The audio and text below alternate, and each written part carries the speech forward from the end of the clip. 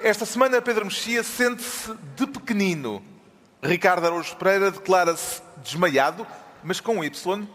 E João Miguel Tavares confessa-se MILF.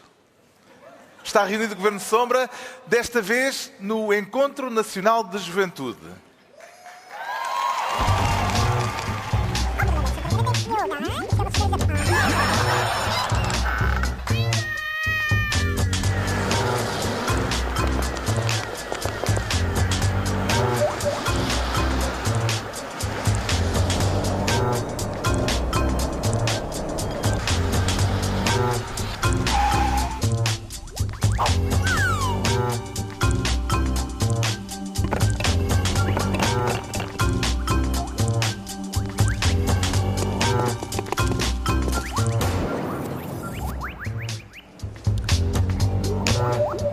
Viva, sejam bem-vindos. Olá, Juventude.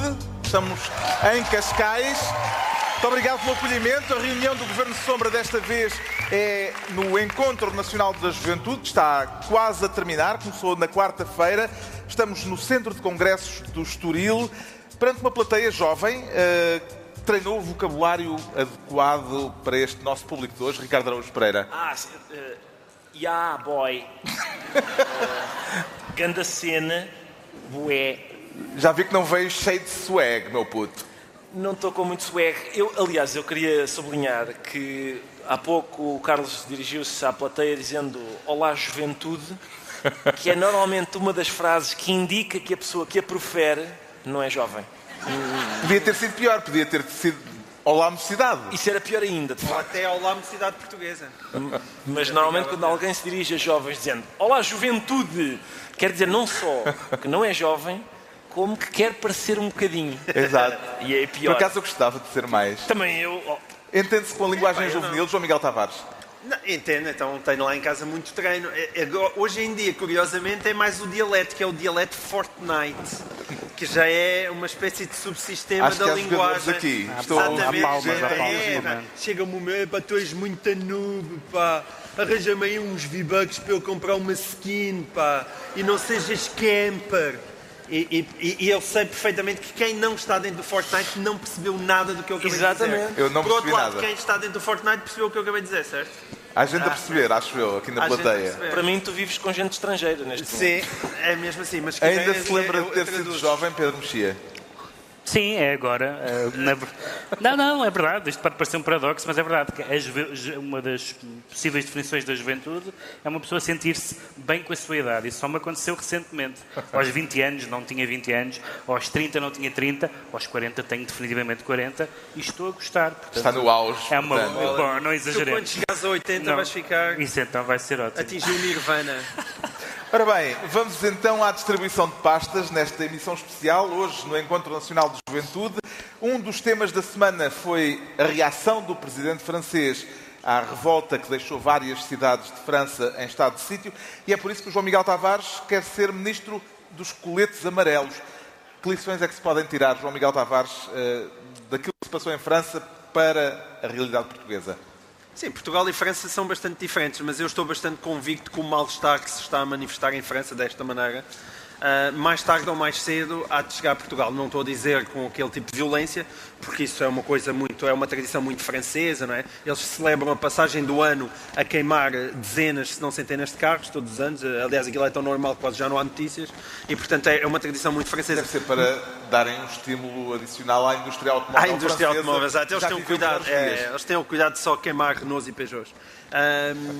Mas a verdade é que esse mal-estar que nós sentimos ali é um mal-estar que está muito presente, provavelmente também está presente nesta plateia, e que tem a ver com o facto de haver uma fatia muito grande da população que sente o mundo como sendo um mundo profundamente desigual.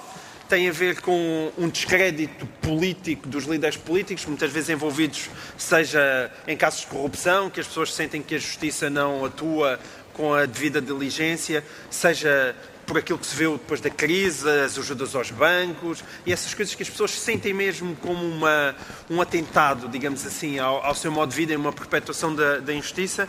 E depois tem a ver também com o facto, penso eu, que nos temos habituados a vivemos encostados a um estado social que já não tem capacidade de dar aquilo que dava antigamente. Mas lá a revolta começou justamente pelo contrário, pela necessidade ou pelo descontentamento por o Estado introduzir uma nova taxa sobre os combustíveis. Acredita que pode haver um dia destes uma faúlha ou um pequeno episódio em Portugal que possa desencadear uma situação dessas?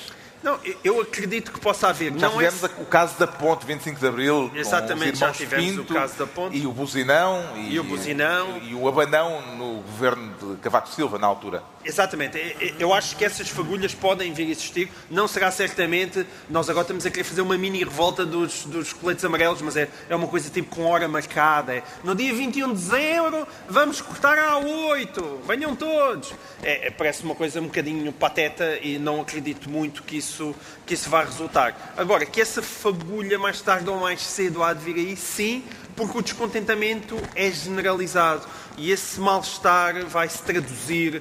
Mesmo nós achamos que as coisas somos o país dos grandes costumes e agora o pessoal que até está contente com o governo, tenho muitas dúvidas disso. Acho que mais tarde ou mais cedo vai chegar cá, sim. O presidente francês anunciou, entre outras medidas, depois de considerar válidas as razões do protesto, praticamente só lhe faltou vestir ele próprio o colete amarelo, anunciou um aumento de 100 euros no salário mínimo, pago pelo Orçamento de Estado, mesmo nas empresas privadas. Será caso para ver na reação de Macron uma atitude de desespero, Ricardo Araújo Pereira? Alguns, sim. Até essa ideia de distribuir 100 euros a cada pessoa parecia um pouco... Tão insatisfeitos, e se eu te der 100 euros? Mensais. Mensais, exatamente. Limpos. Livres de impostos. Havia ali uma espécie de suborno político, parecia, e tudo aquilo soava a pouco, não só sincero, isso não teria grande problema, mas soava a pouco pensado. Não faz muito sentido que uma pessoa adote uma determinada política e depois, de repente, quando vê as ruas cheias de gente bastante desagradada, diga, por acaso estive a pensar melhor.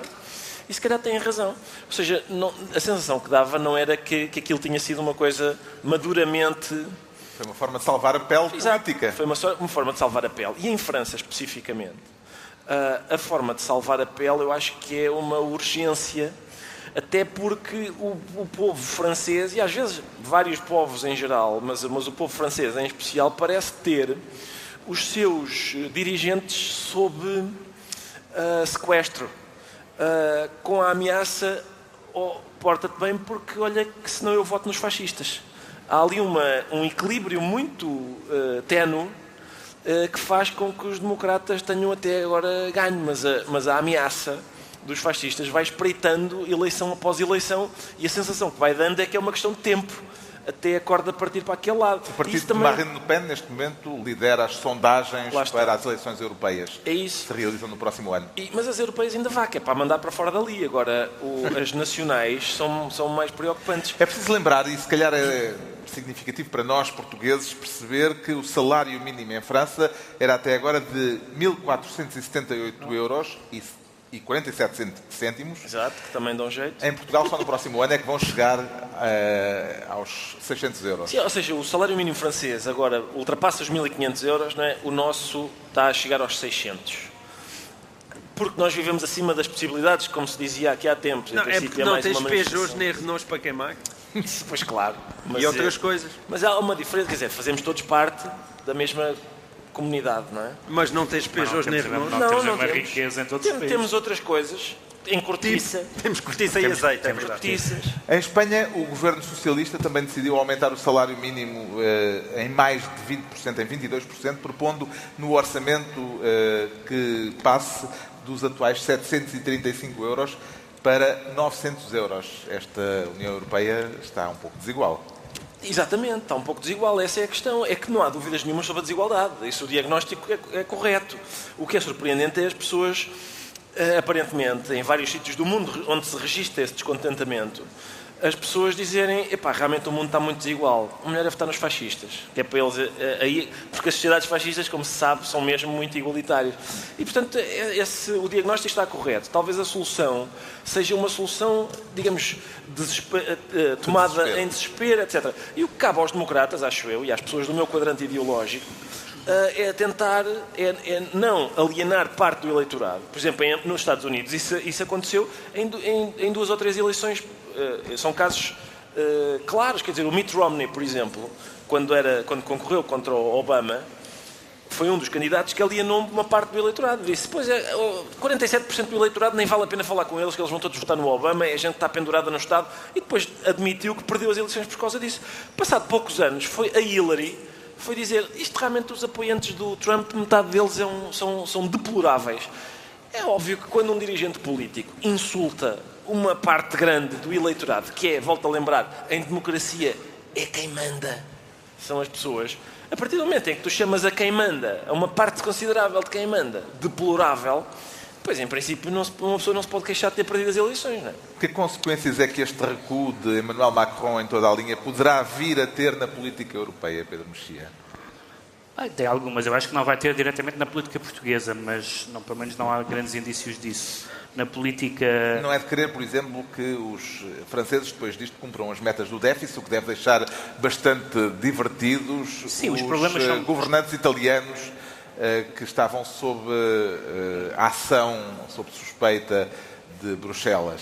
Os problemas são mais europeus do que imediatamente portugueses, embora eu veja, de facto, na plateia está cheio de gente de amarelo. Não sei se são simpatizantes dos coletes amarelos, me imagino que não. Mas em Portugal essa questão não se está a pôr por várias razões. Mas há 3 coisas curiosas nas manifestações e nas reações às manifestações. Uma é que andou a União Europeia toda a criticar a Itália por aumentar o déficit, e estas medidas de Macron para resolver a crise vão aumentar o déficit francês. E, portanto, de repente, então a Itália não podia fazer uma coisa e a França pode, como a Alemanha, aliás, pode também sempre fazer o que bem lhe apetece. A segunda é que, nós falámos a semana passada no programa nas reivindicações. As reivindicações dos manifestantes eram quase todas justas, ou pelo menos genericamente justas, mas evidentemente, por um lado, impossíveis de cumprir todas, e em alguns casos contraditórias, e uma manifestação contraditória é bastante estranho. A única coisa em que aquelas pessoas estavam todas de acordo era que não queriam esta política, estes políticos, sobretudo no caso da França, onde, como se disse muito na imprensa, as pessoas, a França que votou no Macron é a França que está de bem com a vida. São as pessoas que têm emprego, que têm informação. Isto genericamente, é verdade, naturalmente há exceções, porque ele ganhou com muito. E as pessoas que não queriam a Marine Le Pen. E o terceiro ponto é aquele em que, enfim, nós somos todos criaturas do século, nós 4, todos criaturas do século XX, e há um momento em que vale a pena que as pessoas leiam a história do século XX, porque dizer há uma grande crise, descredibilização e, portanto,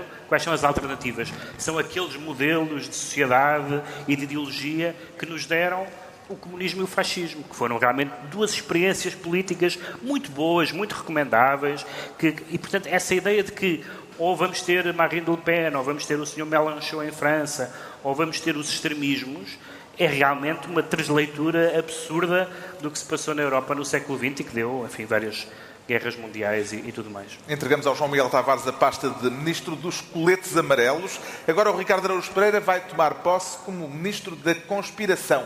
E será caso para acionar os mecanismos judiciais, Ricardo Araújo Pereira? Não sei, acho que não vai ser preciso. Até porque a conspiração põe sob suspeita esses mecanismos judiciais. Quero falar das denúncias feitas por Armando Vara na TVI, acusando o juiz Carlos Alexandre de ter promovido uma vingança contra ele. Exato. Que acabou por condená-lo à pena de prisão que vai ter de cumprir em breve. As explicações do antigo ministro e antigo banqueiro convenceram-no, Ricardo? Bom, em primeiro lugar é preciso saber se são explicações. Porque, na verdade, nem são bem denúncias, nem explicações. O Armando Vara fez o equivalente político àquilo que o falecido Carlos Castro costumava fazer nas colunas de revista social. Que ele dizia coisas do género. Há senhoras em Cascais que, às vezes, cala-te boca. Muitas vezes terminava frases com cala-te boca. Era assim, deixava no ar pairar uma insinuação. Cascais não foi escolhido ao acaso? Não, mas eram senhoras de Cascais. Ele falava muito sobre senhoras de Cascais, era uma das matérias-primas. não sei quem foi o Otávio Machado, não é? Exato. Vocês sabem do que eu estou a falar. Exatamente. E, portanto, o Armando Vara o que ele fez foi o seguinte, foi insinuar, foi deixar sugerido que só está a ser condenado porque recusou ajudar o juiz Carlos Alexandre, que queria a ajuda dele para ser diretor do SIS. Ele diz que há de revelar os pormenores Há de revelar, e pede aos jornalistas que façam para já o seu trabalho, que há de mais tarde ajudá-los nesse trabalho que eles devem fazer. Sim, e isso coloca Carlos Alexandre numa posição interessante, que é, se Carlos Alexandre o processar, tem que sair do processo. E, portanto, é bem pensado por Armando Vara, é uma excelente estratégia. Eu, aliás, gostava de fazer isso a todos os juízes que me desejarem condenar neste país. Eu ponho-os imediatamente sob suspeita, que é para eles não poderem participar nos processos. Mas, sobretudo, o que me agrada aqui, eu escrevi sobre isso esta semana, eu tenho muitas saudades das desculpas infantis. A gente faz uma coisa e dava uma... Antigo, quando éramos pequenos, era muito fácil. Eu já não sou criança, mas continuo a ter necessidade de desculpas infantis. E eu acho que é isso que está em causa aqui, com a maior parte das pessoas envolvidas na justiça. Por exemplo, a mulher do triatleta tem alegado que não foi ela que matou o homem. Foram 3 angolanos, 2 pretos e um branco, que chegaram e perguntaram pelos diamantes. E ela disse, não sei. Então vamos matar o homem. E pumba. Eu tenho usado essa desculpa, que é o equivalente adulto da desculpa infantil. Não fui eu, foi um gigante. Eu tenho usado essa desculpa em casa, a toda a hora. Quem foi o porco que deixou aqui 2 meias? Foram 3 angolanos. 2 pretos e um branco. Isso aqui é os diamantes, não sei. E atiraram as meias para o chão. Tiramos as meias e vamos embora. A desculpa de Armando Vara é a atualização adulta da desculpa infantil. Eu porto-me bem, a professora é quem birra comigo. É isso que ele está a dizer. Ele não fez nada, mas a professora embirra com ele. E por isso, reparem, a questão é, portanto, a teoria de Armando Vara é a seguinte. Carlos Alexandre, para me castigar por eu não o ter ajudado, levou a que eu fosse preso. Carlos Alexandre precisa, por isso, de ter o poder para convencer o Tribunal da Primeira Instância, o da Relação, o Constitucional, antes de tudo a PJ para investigar, um homem que tem este poder, para que é que quer a ajuda do Vara para ser diretor do SIS? Em princípio, basta-lhe estalar o dedo. Não percebo. É difícil compreender a lógica do raciocínio. Justamente, Armando Vara diz, e vou citá-lo, que mesmo que tivesse feito alguma coisa, não há uma única prova. Como é que terão então chegado à mesma conclusão as diversas instâncias judiciais que o condenaram, Pedro Mexia? Bem, é verdade que houve alguns casos em Portugal de condenações com uma prova, digamos assim, duvidosa, nomeadamente a prova testemunhal, que é a prova mais fraca, em que as testemunhas não eram as mais... Enfim, no caso Casa Pia, houve alguma prova produzida, que pelo menos a nós que vimos de fora e que lemos na imprensa e vimos na televisão, não pareceu uma prova esmagadora em alguns casos. Nestes casos, como o do Armando Vara, há bastante prova. O que é evidente é que as pessoas que são confrontadas com isso dizem essa prova não prova nada, essa outra prova não prova nada, a outra prova não prova nada. Nós não temos... Estava a tentar lembrar, houve alguma pessoa acusada em tribunal e presa que tenha admitido os seus crimes em Portugal? Nomeadamente a criminalidade económica, figuras públicas... Estou à espera do primeiro bandido. Não há ninguém. Portanto, matei realmente a velha, fui eu. Digamos... Ao calhas. Um caso ao calhas. Um caso, exatamente, imaginário. Mas agora aqui há este lado perverso de sugerir um negócio, etc. Agora, o que eu acho importante, e por isso eu disse isto da prova, é que uma das coisas boas... Há 2 coisas boas que aconteceram na Justiça nos últimos anos. Uma é os processos irem mais longe do que iam, e em segundo lugar foi as pessoas terem o direito, que é um direito normal e democrático, de escrutinar a Justiça, de falar nos casos, de manifestar dúvidas, sem desrespeitar os juízes, sem desrespeitar a magistratura, mas quase todos estes casos têm sido debatidos na opinião pública, com uma grande dualidade de critérios. Por exemplo, há as mesmas pessoas que defendem uma presunção de inocência absoluta, não dão um segundo de presunção de inocência aos banqueiros, por exemplo. Não estou a dizer que seja mau, acho que a presunção de inocência é boa em si mesma e, portanto, devia ser estendida a toda a gente. Mas a justiça tem caminhado para melhor e, de facto, as pessoas acham que quando se acha muito lixo, o mundo está mais sujo. Não, a limpeza, e eu não gosto de usar este tipo de linguagem, mas tem a ver, mas é um bocadinho isso. Nós sentimos que tem havido a justiça portuguesa tem funcionado e os acusados não gostam. Não gostam, é esse o termo, não gostam. Que importância dá, João Miguel Tavares, à alusão, numa conversa telefónica entre Armando Vara e Manuel Godinho, que está no processo, a 25 km e a 50 mil documentos que parece ter sido um diálogo importante para a decisão dos juízes? Exatamente. Sendo que Armando Vara alega que não havia nada, não é? Não havia nada no processo que pudesse ser suspeito ou acusá-lo. 25 km. É que felizmente hoje em dia o jornalismo português está a ganhar um excelente hábito que existia lá fora, que é o fact-checking, que é quando alguém diz alguma coisa, a seguir há um bom jornalista que se senta à frente daquilo e a explicar o que é que está em causa. E houve, de facto, jornais, o Observador fez isso, também o Polígrafo tem estado a fazer, que é, vamos analisar seriamente o que é que está em causa no processo e quais é que foram os argumentos que também estão plasmados na sentença do Tribunal. E essa escuta, especificamente, é muito rápida e vale a pena partilhá-la aqui, porque é muito interessante e as pessoas depois tiram as suas conclusões. Isto começa com isto é uma escuta de maio de 2009 e começa com o Manuel Godinho a falar com o Armando Vara e diz assim: você aqui há dias falou-me naquela situação, lembra-se, e era para agora, não era? Isto é o começo da conversa. E é interpretativo. E Armando Vara pergunta: a situação de quê? E Manuel Godinho: se for para a semana, eu passo por aí. E o Armando Vara: não me lembro do quê. E é aí que o Manuel Godinho diz: você falou-me em 25 quilómetros. É assim que isto aparece. E Armando Vara aí, quando fala em 25 km, como acontece com qualquer um de nós, não é? Estamos no meio de uma conversa, falam-nos em 25 km e a gente sabe logo do que é que estamos a falar. E ele percebe: não, é para depois, isso é para depois. Os 25 km eram para depois. E Manuel diz: então depois a gente fala, está bem, ok, a gente depois vê isso. É esta a conversa. Imaginem, o Tribunal achou que isto era linguagem dissimulada. Vá-se lá saber porquê.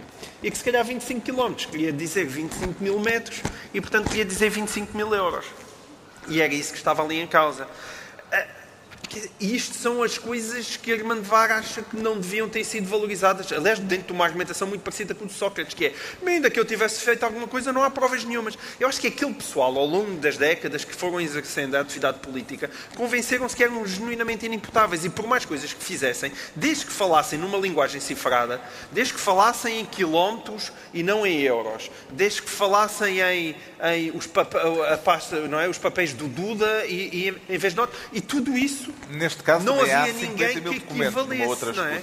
E, portanto, não havia ninguém que conseguisse fazer a equivalência. E que nenhum tribunal se diz: se eu falei em 25 km e não falei em 25 mil euros, como é que eu posso ser condenado?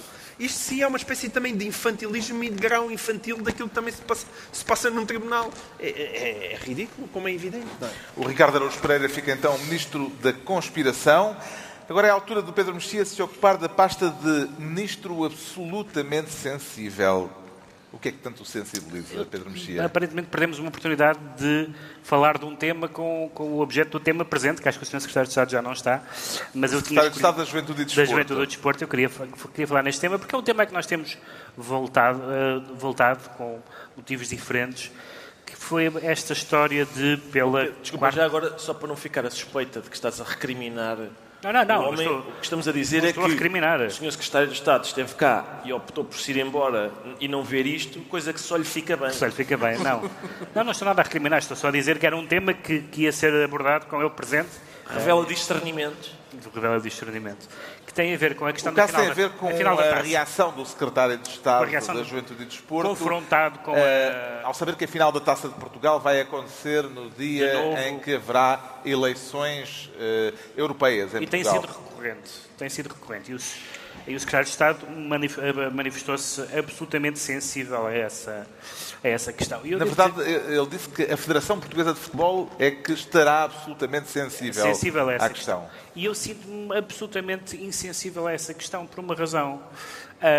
Eu tenho alguma dificuldade com o discurso paternalista que se tem sobre o eleitorado. Toda a gente está de acordo que a abstenção é uma coisa negativa, mas também toda a gente reconhece que quem quer votar, vota. As pessoas que não votam não é por causa da bola, como não é por causa da chuva, ou não é por causa disto ou daquilo. As pessoas tentam sempre arranjar formas infantilizadoras de justificar a abstenção. É como aquelas pessoas que dizem, eu não leio porque não tenho tempo. Claro que é possível não ter uma vida tão intensa que não se tem tempo para ler, mas ninguém diz, eu não vejo televisão porque não tenho tempo. É uma expressão que não se ouve muito. Portanto, já não leem porque não leem e estão no seu direito, ninguém é obrigado a ler. E, portanto, essa ideia de que não é possível, havendo futebol, pondo o cidadão português com a opção de ir à bola, esse cidadão é incapaz de reservar a sua manhã ou o seu final de tarde para ir à urna de voto. E isso tem a ver com uma série de elementos que nós fomos falando aqui ao longo dos anos sobre a maneira como o Estado vê o eleitor, como vê o cidadão, como uma espécie de criança que tem que ser protegida e tutelada, e não lhe podem falar de eleições na véspera, e no dia da eleição não pode haver bola, etc. E eu acho que isso não é uma forma adulta de tratar. E também acho um pouco bizarro, compreensível, mas bizarro, que se diga que também vai depender de conhecer quais são os finalistas, como se disse. Portanto, isto é um problema, mas depende de quem são os clubes, o que me parece terrivelmente discriminatório para os adeptos dos três não grandes. Quer dizer, se forem esses, pode ser isso. Mas eu tenho a sensação que o Ricardo Araújo Pereira só achará esta questão relevante. Exato. Quando souber quem são os finalistas. Não. Mesmo que a final da taça seja Benfica, Castelo Branco, eu vou votar. Ou Benfica B? Acho que isso é impossível estatutariamente. Mas quer dizer, no futebol português nunca se sabe. Mas eu vou votar na mesma. Eu concordo com o Pedro. Tratar as pessoas desta forma. Para já, o que afasta as pessoas da política não é o futebol. O que afasta as pessoas da política é a política. Exatamente. Aliás, o futebol ultimamente tem estado empenhado em afastar as pessoas do futebol. Também. A própria bola anda a afastar as pessoas da bola. Por isso, nessa medida, não há problema nenhum que haja jogo. Toda a gente está farta de jogo neste momento. Portanto, parece-me muito improvável. Este programa está muito à volta de desculpas infantis, infantilizações do Estado em relação este programa é sobre Portugal. É claro que é tudo um bocado infantil e palerma. Não é? Mas eu aqui faço a defesa. A sério. Faça um bocadinho só. Parece-lhe haver um problema por haver espetáculos de multidões em dia de eleição? Não pelo ato de votar. Se pudesse ser evitado, acho preferível, mas por uma única razão. É o acompanhamento mediático. Ou seja, nós estamos a falar de umas eleições europeias que já em si envolvem a participação de pouca gente naturalmente e cada vez mais... Bem, eu espero que os cidadãos portugueses estejam a mudar um bocadinho o seu foco e a perceber a importância hoje em dia das eleições europeias e toda a confusão que existe na Europa, se calhar até sensibiliza um bocadinho mais para isso.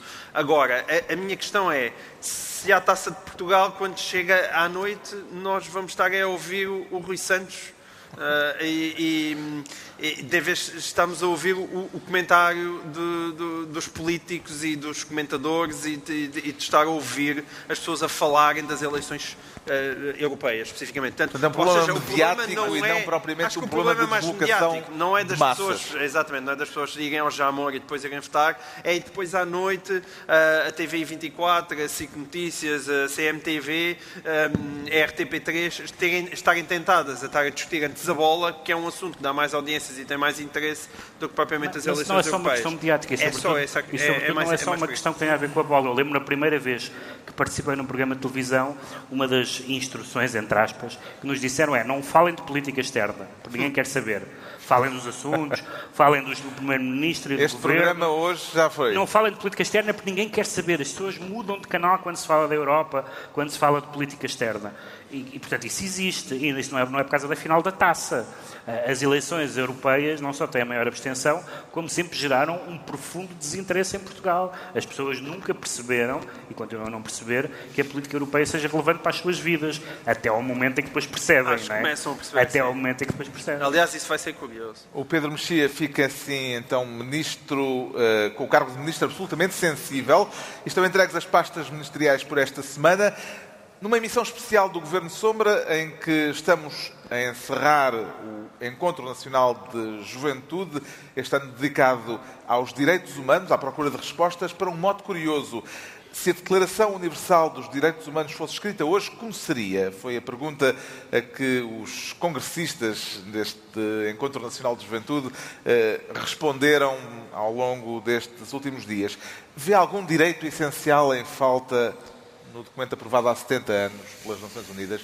Carlos, Ricardo Araújo Pereira. Não sei se foi o que estes jovens estiveram a congeminar direitos novos, eu acho que eles mereciam ouvir aquilo que a minha avó me dizia quando eu era jovem, que era: primeiro come o que tens no prato. Porque a questão de inventar, o problema de inventar direitos novos é, eu gostava primeiro que a gente cumprisse estes.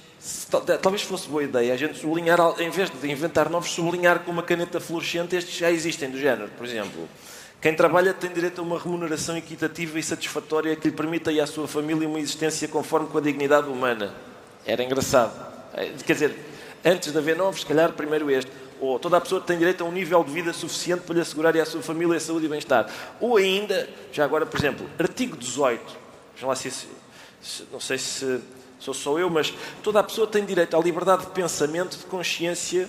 Desculpem, não é este. É o artigo 19, agora é. Este também, não me importo com este, mas reparem, todo o indivíduo tem direito à liberdade de opinião e de expressão, o que implica o direito de não ser inquietado pelas suas opiniões. Não sei se... Isso está em grande, esse artigo. Está, não está? No mundo em que vivemos, uma pessoa ser inquietada pelas suas opiniões é de facto raríssimo. Mas esses são os de há 70 anos e que mantêm a atualidade. Eu sou a favor Mas parece-lhe que poderemos dar um contributo valioso para os trabalhos deste Encontro Nacional de Juventude?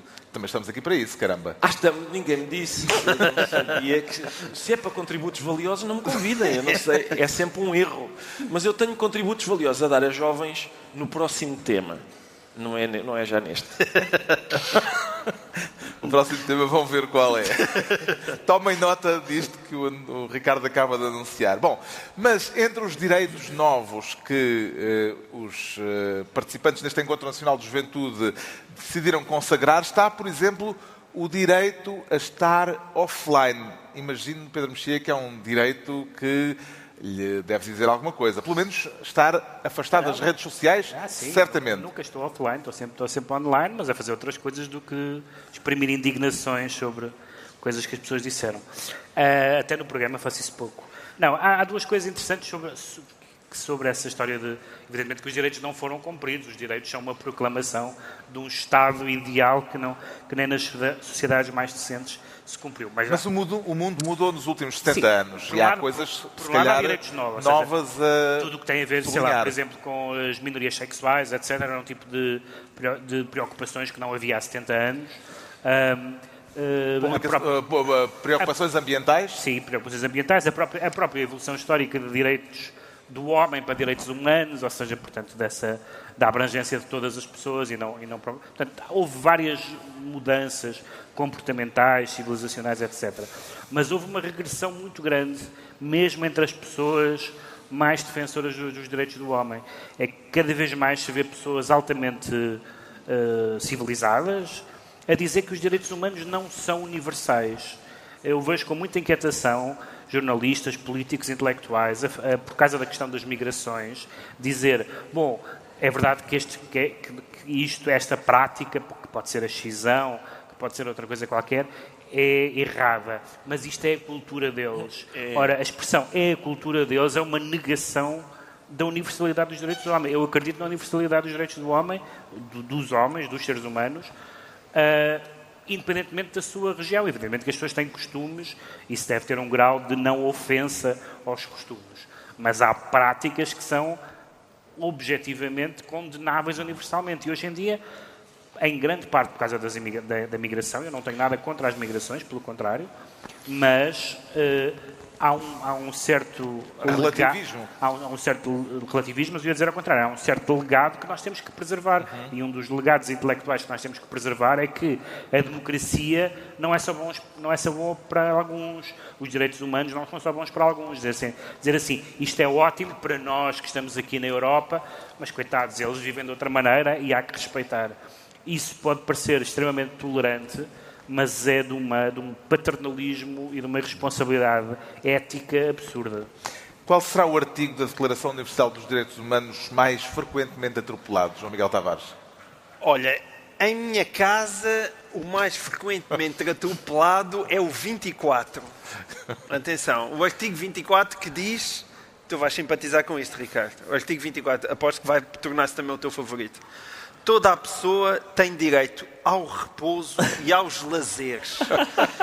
Constantemente a ser atropelado, este artigo 24. E atenção, eu gostei especialmente, eu por acaso nunca tinha lido isto assim, eu nunca tinha reparado que na tradução que eu li diz lazeres. Lazeres está no plural, que é aquela coisa ótima, porque quando dizes já estás há muito tempo em lazer, a gente pode responder... O lazer número 16 só agora é que está a começar. E isso é ótimo. É um direito que eu aprecio sobremaneira, este direito ao lazer. E nós muitas vezes esquecemos dele. Não só em minha casa, mas na sociedade. Nós aqui do Governo Sombra prezamos-lo muito. Nós prezamos todos muito este direito ao lazer. Sim. Esperamos ter contribuído alguma coisa para o debate do tema central que reúne aqui desde quarta-feira os participantes neste Encontro Nacional de Juventude. Vi imensa gente a tomar notas. E tomaram notas e amanhã isso vai estar nas conclusões finais deste encontro. Muito proveitoso. Agora talvez tenhamos outros contributos a dar com o tema seguinte, o tal. Isto porque o João Miguel Tavares diz sentir-se MILF. MILF, é isso mesmo. Tendo em conta o significado do acrónimo inglês, parece-me que é capaz de haver aí um certo problema de identidade, não, João Miguel Tavares? Não, é só um entusiasmo por estes resultados. Quero fazer o favor de traduzir... A MILF não sou eu, antes de irmos aos resultados. Sim. Quero fazer o favor de traduzir o significado de MILF em linguagem aceitável na rádio, na televisão e perante este respeitável público. Não, o ótimo de estar aqui é que nós dissemos MILF e esta juventude toda sabe o que é que significa. Imediatamente eles souberam. Imediatamente se riram e tal. Eu tenho certeza que se estivéssemos nos estúdios da TV, Quem isto estiver não em teria casa acontecido. a ouvir na rádio ou na televisão pode ir googlar. Pode. Cuidado Mas com isso. Se estiver sozinha na sala. Senão é complicado. Mas enfim, em português dava uma coisa esquisita, tipo, MQ de 9 é GTT, tipo, que é qualquer coisa como mamãe que eu gostaria de trucar. Não? O Ricardo fez um Em inglês é mais direto. Em inglês é mais direto, é verdade. Não tem cá paninhos Atenção, quentes. há uma que eu adoro, que é os ingleses de Inglaterra, dizem isto de uma maneira que eu também adoro, que é yummy mummy. Eu gosto muito do yummy mummy. Mas já viste que não há filhos? Não há para pais. Toda a gente está borrifando em pais. Pois não. Ninguém quer nada Não, connosco. dilfs, não daddy, não é? Não há. Dilfs não há, não. Isso é um Fica à lamento. nota. É uma um queixa. lamento. Ficaste triste agora. Sim. É verdade. Não há Sou contra discriminações. Eu também não conheço a categoria de DILF. Não há. O pretexto para esta conversa é a divulgação dos dados de utilização do mais popular site de pornografia do mundo. O que é que aprendeu com este relatório divulgado esta semana pelo Pornhub, João Miguel Exatamente. Tavares? Isto é uma conversa sobre pornografia que nós achámos que era bom para animar aqui. Depois dos coletes amarelos e dos direitos, vamos para a pornografia. Mas a pornografia ensina-nos muitas coisas. E algumas delas bem agradáveis. Entre as quais esta, não é? Quer dizer, aquilo há resultados para as senhoras e resultados para os senhores, e os gostos das senhoras e dos senhores não coincidem necessariamente, o que pode ser... Talvez o universo não seja exatamente do mesmo tamanho Pois não. no setor masculino e no setor feminino. Não, mas aquilo estava a 35% ou 38%, já é um resultado razoável. Acho que as mulheres cada vez também estão a consumir mais pornografia. Estás a dizer isso apreciativamente. Sim, claro. Não, a pornografia... Não, a pornografia tem problemas para quem a pratica e, portanto, eu não aconselho. Não é uma vida historicamente muito saudável. e não há muita gente que saia de lá a gostar muito de ter praticado, mas para quem a consome... É como a tourada para os touros. Como a tourada, é como a tourada para os touros. Exatamente, como a tourada para os touros. Mas para quem a consome tem grandes vantagens e acho que fez muita coisa pelo sexo na humanidade e pela abertura da cabeça das pessoas. E, portanto, tem essa vantagem. Mas no caso das mulheres há coisas como... parece que o favorito foi o threesome, a ménage à trois, digamos assim, que nós como nós dizemos mais em Portugal, e também hentai, que é uma coisa um bocadinho... As feministas certamente não ficam muito contentes com isso, porque o hentai é um lado ali de... Enfim, atar pessoas e tal. Traduzindo, os homens querem mulheres maduras e as mulheres querem coboiada. As mulheres querem coboiada. Mas eles põem moradas dessas senhoras? Não revelam? Não, acho que o estudo não. O estudo é um estudo super respeitável, apenas com números e gráficos, esse tipo de coisas. Mas eu trouxe para aqui foi a questão... Eu trouxe para aqui a questão masculina, não é? E falo, portanto, em interesse próprio, que é o peso, isto tem acontecido ao longo dos anos, que é o peso das MILFs, e não só das MILFs, mas daquilo que é a categoria de mature, que é mulheres maduras. E porque é que isso, no meu caso, é fonte de consolo? Porque eu acho que vivemos numa sociedade muitas vezes completamente obcecada com a juventude, que é uma coisa que me aborrece, embora eu goste imenso. E é o sítio certo para lamentar isso. Eu sei que é o sítio certo. Não, eu acho que os jovens também compreendem esta minha angústia, porque uma coisa é gostar de ser jovem. Outra coisa é querer ser jovem quando já se tem 40 anos e 50 anos, que é esta desadequação das pessoas à idade que têm, que eu acho que é uma das coisas mais deprimentes da nossa sociedade. As pessoas que se olham ao espelho e que ficam todas tristes porque já não têm 20 anos e já não têm 30 e depois tentam esconder os cabelos brancos e depois tentam esconder as rugas e depois tentam... Eu acho ótimo que as pessoas cuidem do corpo delas. Isso é a reflexão que MILFs te provoca. Sim, não é só MILFs. Sim, é claro.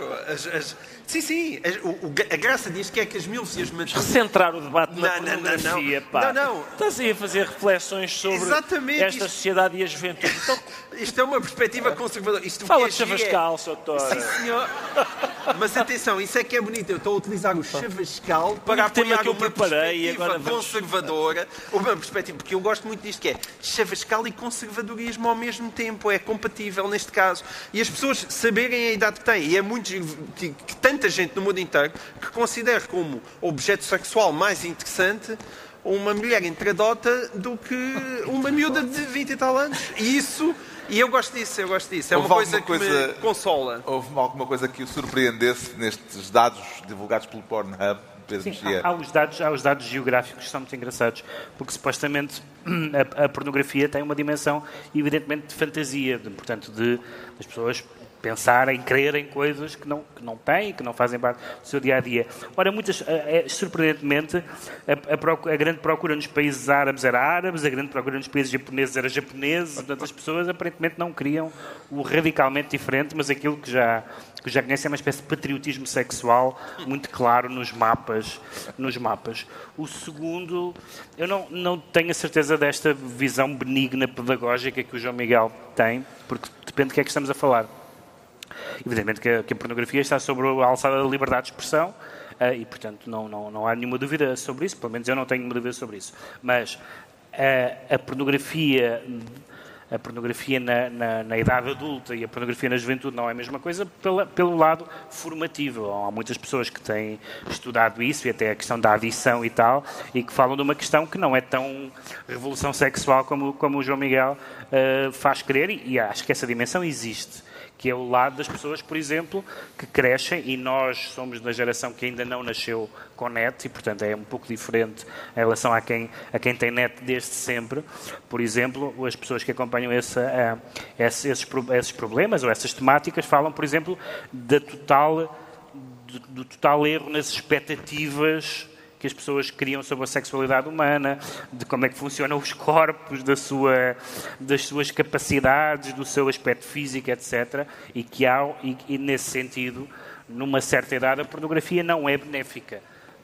Isto não é um discurso provavelmente contra a existência de pornografia, mas não é esta ideia que o João Estás Miguel... a ser velhinho, Pedro Mexia. Estás Não, a falar de uma pornografia que já é dos anos 90. Que já não é estou assim. a falar... Hoje em dia tu tens uma variedade gigantesca. João Miguel, estou a falar... Estava à espera deste Está aí trabalho de campo grande. Não é trabalho. Não é trabalho de campo, é internet, é o mundo inteiro. Tu acabaste de mandar o Pedro estudar. Exatamente, pornografia. Mandei o Pedro estudar pornografia. Isso é pornografia que já não se faz há 20 anos. Não. A pornografia faz só há muitas... 20 anos, mas existe hoje em dia uma variedade que não tinha. Evidentemente, no tempo da cassete de vídeo, estavas muito limitado. E aí sim, vai-se aquilo, não é? Tinhas sempre os senhores muito musculados, todos espantados, e todos os canalizadores que te apareciam eram absolutamente extraordinários. Não eram parecidos com os E com os lá de rápidos, casa. mal chegavam, era uma coisa... Tratavam logo do problema. Os canalizadores mas hoje em foi uma dia já classe não é muito assim, nobilitada pela pornografia, porque vinham logo, se calhar não é... Tem algum conselho a dar à juventude nesta matéria, Ricardo Araújo Pereira? Não é bem um conselho, é o tipo de coisa que às vezes pessoas mais velhas dizem aos jovens que é: vocês não sabem o que é que isto custava. Vocês não sabem a sorte combate que pela têm, pornografia. Mas vejo que vem preparado com bibliografia. Não venho, porque, atenção, hoje o acesso à pornografia é facílimo. Quer dizer, no nosso tempo não era. Tinhas que passar vergonhas nos clubes de vídeo, não é? E não só, eu lembro-me de memorizar decotes no autocarro para depois fazer uso deles mais tarde. Quer dizer, não havia isto. Não conta com pornografia. Epá, mas precisamente por isso, ou seja, como não havia, tinhas que fazer deste tipo de coisa. Agora, mas isso era ótimo para a memorização. Atenção, já Platão dizia. Pois é isso, é por isso que eu tenho ótima memória, fartei-me de treinar. Mas eu já te falo de um decote que eu vi em 1981. Mas atenção. Aos 6 anos? Exatamente. Mas eu andei numa escola de freiras, volto a lembrar. Decotes em escolas de freiras? É bem, está a ficar bom. O que é que se passa aqui? Eu não sou daquelas pessoas que dizem: esta geração, a maneira como eles se vestem, olha hábitos que eles têm, olha para isto, sempre agarrados ao telefone. Eu não tenho isso, os tempos mudam e eu aceito-os perfeitamente, e as modas também mudam e os interesses mudam, eu não tenho nada contra isso. Agora, isto é a capa da revista Atlantic deste mês, que diz: a recessão sexual. Porquê é que os jovens estão a evitar a intimidade? Ou seja, há um fastio sexual entre os jovens. E eu, calças rasgadas, certo? Aqui vê-se as cuecas todas, não sei o quê. Ok. Não querer pinar? Mas que geração é esta? O mundo está perdido, Isto sim faz-me... De repente eu sou o meu avô a dizer: o mundo está perdido. Mas é uma coisa... Está lançado o repto para o próximo Encontro Nacional de Juventude. Se não pensam em sexo, os jovens pensam em quê? Eu quando era jovem era... Ora, sexo. Espera, vai começar o Benfica. Fim do jogo. Sexo. Eu não percebo. Se quiserem, 3 ou 4, fiquem um pouco e expliquem em que é que vocês estão a pensar. Mas peraí. E hoje em dia os teus interesses são muito diferentes? Não são, mas eu sou a pessoa que se mantém jovem. Não tenho culpa disso. Tomámos nota que o João Miguel Tavares se declara MILF e agora o Pedro Mexia sente-se de pequenino. E será que esta também pode ser, como a anterior, uma história de proveito e exemplo para a juventude, Pedro Mexia? Calhou, por acaso, esse tema ser o tema da semana, que é... Eu tenho algumas perplexidades, temos todos, com a exata função das juventudes partidárias. Este fim de semana realiza-se o Congresso da Juventude Socialista, Sim. Envolto em polémica e com uma candidata única à liderança, que está sob suspeita pública. Aliás, o Ministério Público abriu até um inquérito. É de pequenino que se começa a fazer política como os grandes, Pedro Mexia? Porque, na verdade, o que acontece é o seguinte: as pessoas dizem duas coisas diferentes sobre a política. Dizem que é bom as pessoas terem experiência política, para quando chegarem a cargos governativos terem algum lastro, mas também dizem, e com razão, que ao fazer uma vida na política se ganha muitos vícios. E neste caso da candidata à liderança do PS, vendo as várias queixas, crimes, tentativas de impugnação que houve, ou seja, tanto dentro do partido como fora, críticas de pessoas do partido e de mulheres, sendo uma candidata foi criticada pela Ana Gomes, pela Gabriela Canavilhas e por outras figuras do PS, que é uma série de truques que nós temos visto alegadamente, eu não sei se isto aconteceu, mas Bem, o são Conselho de demasiadas, Jurisdição da JS são demasiadas considerou coisas. que havia Exatamente. motivos para impugnar o Congresso se a queixa apresentada por um militante não tivesse chegado tarde demais. E há uma delas é Peanuts, que é a questão das assinaturas, se havia ou não. Quer dizer, é Peanuts no sentido de, comparada com as outras. As outras lembram casos que nós temos visto com políticos sénior. Só que em político júnior, que é As questões do currículo. falsificar currículos, dizer que se exerceu funções que não se exerceu. Não só há gente a fazer isto muito jovem, como há gente a ser apanhada muito jovem. Isto é para ir treinando e ser apanhado na meia-idade, como acontece com os melhores políticos, são apanhados aos 50, etc. Mas ser apanhado ainda na Jota... Podia estar a treinar, não é? É currículo, se calhar. É um bocado estranho e, portanto, a relação, a ideia de que as juventudes partidárias são uma espécie de circunscrição à parte, como se fosse... O Partido Comunista utiliza muitas vezes uma expressão que eu gosto muito, que é dirigirmos aos jovens, aos homens, às mulheres e aos jovens. Sempre gostei muito desta expressão, como se fosse uma espécie de terceiro sexo. Mas não é. Os jovens têm problemas específicos, como todas as idades têm, e a ideia das juventudes partidárias, tirando a questão de uma certa animação, que é muito importante nas campanhas e tal, não sei se tem produzido resultados excepcionais na história da política portuguesa. Vê em Maria Begonha qualidades para se ingrar na política portuguesa, Ricardo Araújo Pereira?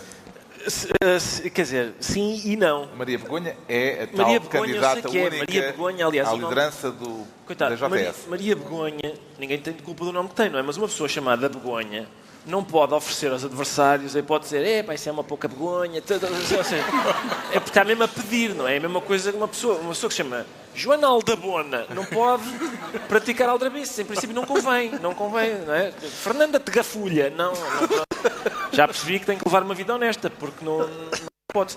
Agora, era o que o Pedro estava a dizer, este tipo de tramóia não só não inviabiliza uma carreira política, como às vezes até favorece. A questão é, só se costuma descobrir 20 anos mais tarde, quando já, afinal a minha mãe não era rica e tal, é mais isso, durante 20 anos tem que se dizer, não, a minha mãe é que tem muito dinheiro por causa do urânio, é esse tipo de coisa. E lá está, a propósito de gerações mais novas olharem para as gerações mais velhas, olharem para os jovens e dizer, isto realmente, não me interpretem mal, Gabriela Canavilhas tem razão quando diz que isto é feio. Gabriela Canavilhas foi ministra do Sócrates e, portanto, tem graça ela estar a dizer fui uma trafulha aqui no PS, isso é que não queremos. Tenha paciência, isso não. Mas tem graça. Tem razão. Mas tem Diria graça. João Miguel Tavares que as Jotas promovem virtudes de cidadania ou vês, sobretudo, como escolas de vícios políticos? Eu acho que a ideia que infelizmente está instaurada na sociedade portuguesa é a opção B, de escola de vícios políticos, mas compete às pessoas que estão aqui, nomeadamente no nosso público, começar a mudar isso. E tem que ser mudado. Eu acho que as juventudes partidárias têm um grande azar, que é o próprio Sócrates. Sócrates foi o primeiro líder oriundo realmente de uma juventude partidária que, através do seu trabalho, ele não era ninguém, não é? Estava ali, começou na Covilhã e aos poucos fez a sua vida de primeiro, de tentar congregar as pessoas, de ganhar primeiro ali a sua conselhia e depois a distrital e depois vir para Lisboa para deputado e finalmente fazer o percurso todo até chegar a primeiro-ministro. E depois nós olhamos e disse, olha, mas foi aquilo, não é? Deu naquilo. Portanto, seria muito importante que as juventudes partidárias, para nós não temos aquele discurso também, que é um péssimo discurso contra a participação política, porque isso é essencial. Não é? É essencial e as pessoas deviam estar mais nos partidos, devia haver muito mais jovens nos partidos. Agora, convinha que realmente esses partidos fossem uma escola. A mim nem sequer me chateia, mesmo esta questão do profissional da política. Não me chateia que sejam profissionais da política, como em qualquer profissão, é ótimo que comecem a treinar desde novos, não é? Não existe a coisa, ele é um profissional da bola, olha, desde pequenino que só joga a bola. É ótimo, foi para ser profissional da bola, se quer ser profissional da política. Agora, convém é que aquilo seja uma escola de virtude e não uma escola de vício, como é evidente. É a altura dos decretos, temos de saltar já para o decreto do Pedro Mexia, que decreta, já não me recordo do quê? Prioridades. Exatamente. Porque é um tema que falámos aqui também já, mas o deputado do PAN veio dizer uma coisa bastante sensata, que foi que esta última invenção de vigiar a nossa linguagem com os provérbios que metem animais e que alguns podem de facto ter uma componente agressiva, como o pau ao gato, vamos dizer, e depois há outros que são simplesmente provérbios em que se mencionam animais, portanto ficaríamos privados, e alguns são bem expressivos. Há as águas de bacalhau, ficar águas de bacalhau, coisas substituir por águas de termossos. Por águas de termossos, exatamente. E o deputado do PAN dizer talvez haja outras prioridades, embora reconheça que isso possa ser importante, segundo ele. Mas ele estava com medo de Manuel Luís Goxa. Isto foi feito numa entrevista a Manuel Luís Goxa e ele estava com medo de Manuel Luís Goxa. Apertou com ele e bem. Apertou e ele, olha... Mas reconheceu que talvez haja pôs o rabo entre as pernas. Já é um primeiro passo. O João Miguel Tavares decreta Maria... Eu decreto Maria José Morgado porque anunciou que se ia reformar e acho que é justo prestar-lhe uma homenagem aqui. Isto é uma funcionária pública exemplar. Aliás, era um casal exemplar, ela e o marido Saldanha Santos, que muita falta faz a este país. E penso que estas pessoas que durante tantos anos serviram a causa pública devem ser homenageadas na altura de sair. Ela ainda por cima ainda é nova, tem 67 anos. É pena não continuar mais tempo como magistrada do Ministério Público, mas olha, fica aqui uma sugestão para o Sérgio Figueiredo, que é contrato para comentadora na área da justiça, que bem falta faz. O Ricardo Araújo Pereira decreta Mota. Com M maiúsculo ou minúsculo? M maiúsculo. Foi uma coisa que eu me esqueci de falar na semana passada, que foi a Rosa Mota, que tem 60 anos, ganhou uma mini-maratona. E eu pensei, ganhou a mini-maratona dos veteranos. Não, com toda a gente. Competir com os jovens. Em Macau. Que têm tempo para treinar porque não vão para a cama uns com os outros. Não sei, não estão a pensar em sexo, não estão a treinar. Estão a fazer o quê? Rosa Mota, 60 anos, é incrível. Eu uma vez estava a ler um texto de um jornal estrangeiro sobre os maiores atletas de sempre. E de repente, a seguir a Michael Jordan, não sei o quê, eles disseram Rosa Mota. E eu até tive um sobressalto, vieram umas lágrimas aos olhos. Esta senhora, 60 anos, ela fez a mini-maratona, são 5 km em menos de 25 minutos. Eu pus-me a fazer contas. Eu vou correr, amanhã vou correr 5 km a ver qual é o meu tempo. A ver quão atrás de uma senhora de 60 anos é que eu estou. Fica a menção e a homenagem. Está concluída mais uma reunião semanal, desta vez no Encontro Nacional de Juventude, no Centro de Congressos do Estoril. 2 a 8 dias, à hora habitual, novo Governo Sombra, Pedro Mexia, João Miguel Tavares e Ricardo Araújo Pereira. Obrigado, Juventude.